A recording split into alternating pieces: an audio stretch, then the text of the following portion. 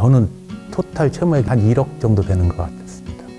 납기액 60만 원 정도 내는 것 같은데 그 돈이 중요한 게 아니라 내가 이것에 대해서 여기서 해방이 된다는 것, 그게 너무 더 컸기 때문에 너무 좋아요. 그런 게. 대전에 살고 있는 59살 조영구라고 합니다. 하는 일은 아파트 철거, 상가 그런 거 철거 일을 하고 있습니다.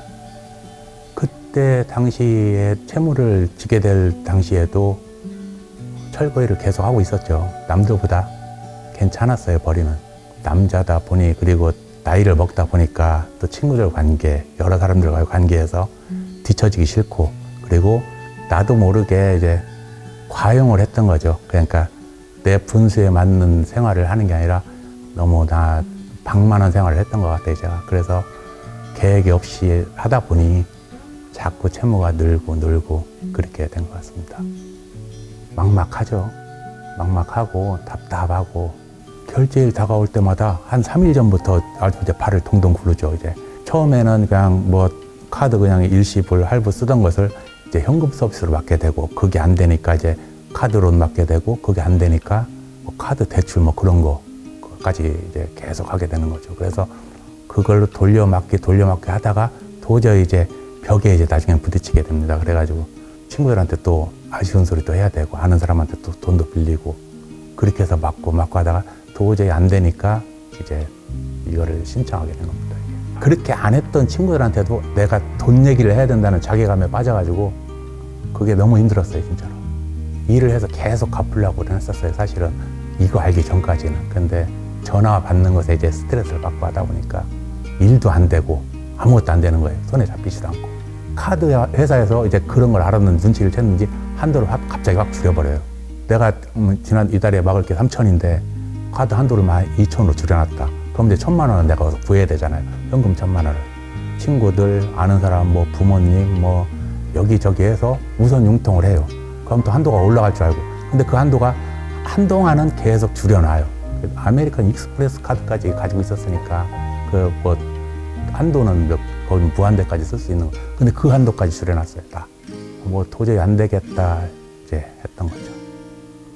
한꺼번에 1억이 만들어진 게 아니라 그것이 누적되고, 그리고 남아있는 금액, 갚아야 될 금액이 남아있으니까 1억이 된 것 같아요. 어디 가서 서류 띄는 거 제일 싫어요. 근데 이제 아는 친구가 이런 데가 있다더라, 가보자.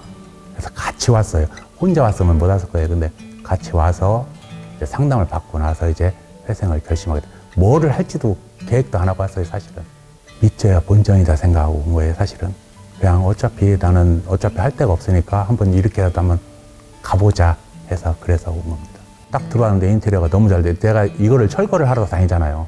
그러니까 철거하러 다니는 중에서 이렇게 잘 돼 있는 인테리어 잘 돼 있는 데가 별로 없었어요. 그때 여기에 그것도 있었고 자기가 너무 좋았어요. 보기에 너무 마음이 편안해지더라고요. 제가 나는 파산이 뭔지 회생이 뭔지 사실 그런 거 몰랐어요. 사실은 그냥 듣기만 했고, 난 그런 사람들은 다 어디 가서 큰일 나는 사람들만 그렇게 하는 줄 알았어요. 근데 내가 막상 닥치다 보니까 저분하고 얘기를 하다 보니까 선생님 같은 경우는 회생으로 해서 갚아 나가고 나중에 신용을 살리는 게 좋겠다, 그렇게 말씀하셔서 그 방향을 잡은 거죠. 우리 아는 형님이 파산을 신청을 했는데 어디 가서 서류 떼오라는 게 너무 많더라고요. 서류 띄는 거. 나 그거 제일 싫어하거든요. 그래서 내가 여기 말씀하실 때 나 될 수 있으면 많이 안 움직이는 걸로 해달라고 그랬더니 제가 별로 하는 일이 별로 없었어요.